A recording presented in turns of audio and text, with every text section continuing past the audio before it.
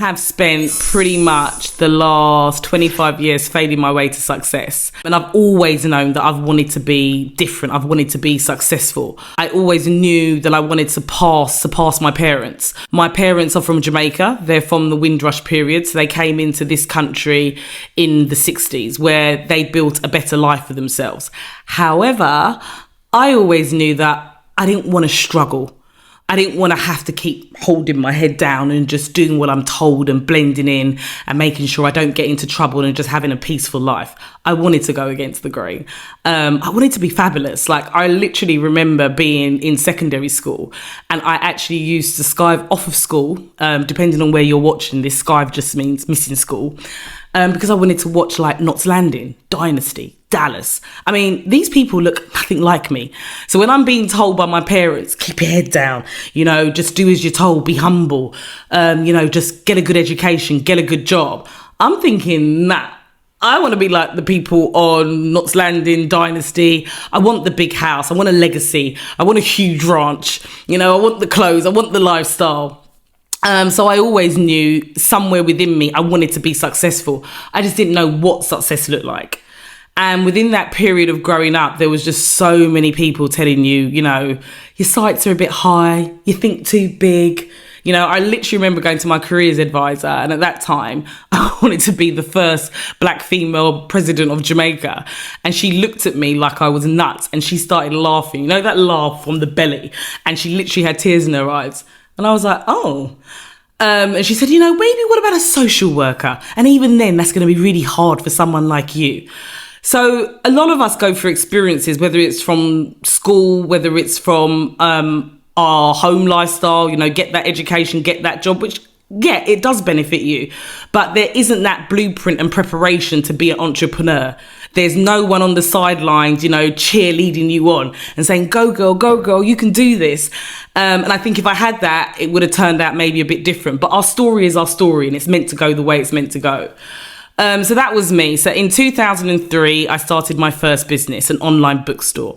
Thought I was going to be the next biggest multicultural Amazon seller. So for me, my common theme throughout the whole of my 25 years is multiculturalism.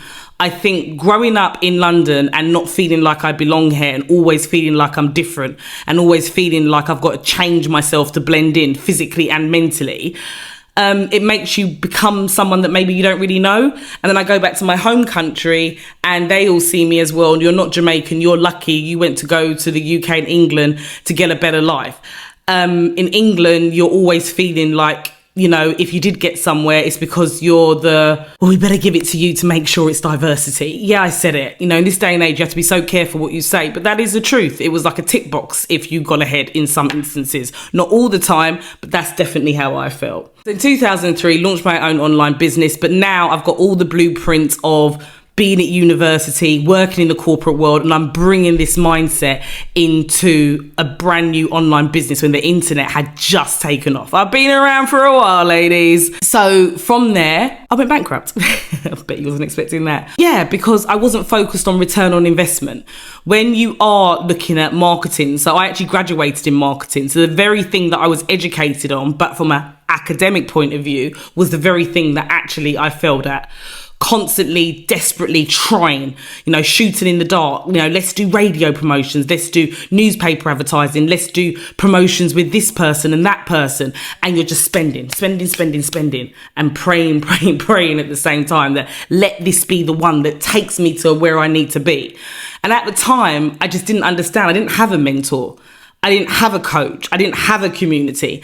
I didn't understand that, just because you work really hard and you really try doesn't guarantee you success.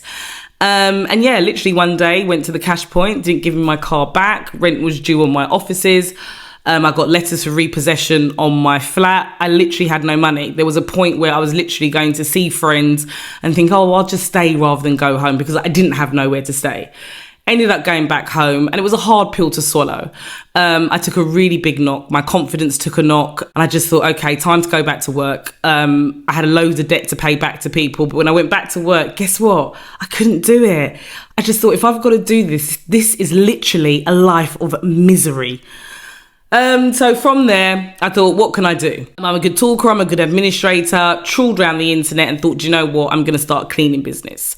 So between my now husband and my dad, so at the time I was like, please God, send me some money, give me another chance. And he sent me a man, didn't quite understand it back then. But yeah, I started Essex County Cleaners, a cleaning business with £600, and I got that to £500,000 turnover within a 3-year period. Had national contracts all around the UK.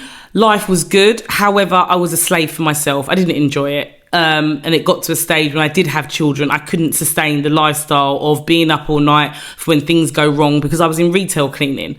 People only call you when there's something wrong. No one ever called you anything happy to say. And I just couldn't balance a lifestyle now that I'd had children and I've got this cleaning business. So I sold it. And that was the first time I actually got to 7 figures in business. I sold the business. From there, it's like, what am I going to do next? Like, you know what? I'm going to become a coach. I feel like people need someone that's been through it. I had a lot of coaches at that time that was given to me, through funding, through other avenues, but there wasn't that cultural connection of really understanding me. And a lot of the businesses that I had started even before the multicultural bookstore, my customers were primarily people of colour, black people. So it's hard to talk to someone and be mentored by someone that doesn't understand me as an individual and doesn't understand my end user. So I felt like, you know what, I'd make a good coach. I've done it. I've got a lot to offer. Got into life coaching. Then I realised, hang on a minute, I'm nobody's fairy godmother. You have to be able to help yourself. A coach can guide you, but essentially you need to have that want. You need to have that desire. So then I went into corporate coaching, found myself in Dubai, was coaching out there, was doing a lot of leadership coaching, but I just wasn't in that entrepreneurial space, and it runs through me. Very, very entrepreneurial. And those of you who are entrepreneurial, you know it. There's just this thing that lives inside of you that you've just got to do it, because if you don't, you just can't be your natural self. We all suffer from shiny object syndrome as well, wanting to start 10 things at the same time. It's just this innate ability of being an entrepreneur, I guess. So from there, I thought, no, I need to get back into entrepreneurialism. So I started my own range of candles and got into e-commerce. So after doing the whole importing, designing my own product, the legalities, the taxes, setting up my own site, the technology, setting up my Amazon store, I just thought I was going to pull everything out there and boom, still making the same mistakes, no actual real strategy. It's sell up, it's there to go. Come on, I've come that far. Of course I deserve the sales. So I spent pretty much about 4 to 5 years. In that time, the candle business grew a lot, but I really immersed myself in digital marketing. I wanted to understand how to sell online. I started off in 2003 when the internet started, and I was adamant that this was the way for me to go. I can hit global markets. I can live anywhere in the world. I can have flexibility with a family. I'm very much the go-to in my own family. It just felt like the internet was a solution to a lot of my problems. And to be fair, I love digitalization. We are in the information age. We've seen the manufacturing age, the industrial age. We've seen so many different ages, and we are in the information age. And I just knew I wanted to be a part of that. So corporate coaching, e-commerce business, I then fell into digital marketing coach. And that's how I would define myself today, ladies. I am a digital marketing coach. I'm a digital marketer. I love all things digital, and I love creating something that's a seed of an idea and bringing it to life digitally and being able to make a product or service accessible to people online. Okay, so that's my story. That's my story. That was a short version of it. I've probably gone on a bit. But from the e-commerce, from falling into digital marketing and just having such a great passion for it, I decided to launch Women in Digital Business. I wanted to create a place and a space that I could share all my knowledge, all my failures, just all my mistakes, all my wins, everything. Like, you can just see that it's bottled up inside of me. I can't even get the words out. I just want to share it. I want to be able to empower other women. I want us to rise up together. Black women are starting businesses at the fastest rate than any other group, and we get the least support. I want to change that. We need to change that together. So stick with me. Stick with Spotlight Hustle. Stick with hearing about all the inspirational stories. I want to feed you so much that you're just so full that you are just going to start your journey with a spring in your step. And when you come across adversity, you're just going to know how to deal with it and how to get over those bumps and get through that tunnel and see the light at the end. I want to grow a community where we have thousands of successful businesswomen, examples, and that we can keep teaching the next generation. One of the things as well that we'll be doing in this community is we will be doing mastermind retreats, taking us back to Africa. Huge opportunities in the developing countries many of us come from. So if you are first, second, third generation and you've got a curiosity about yourself, or actually you're dealing with any types of natural resources from developing countries, farming, agriculture, coaching, consultancy, hair, beauty. Oh, the list just goes on and on and on. Come into this community, explore yourself, explore who you are. We are so unique as a people. Our history, nobody has a history like black people. Nobody has a history like black women.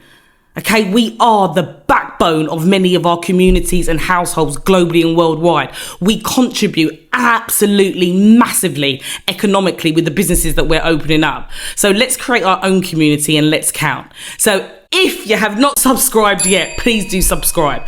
Also, you're going to see below this video, you can sign up and join into our community where you get to see all the full episodes of the podcast. Here on YouTube, you're going to be seeing a short, but you also can watch the full episode within our community, meet other like-minded women, and have loads of resources and tools to really help you get your sideline hustle to profit. So before you switch off, and I feel like I've been talking about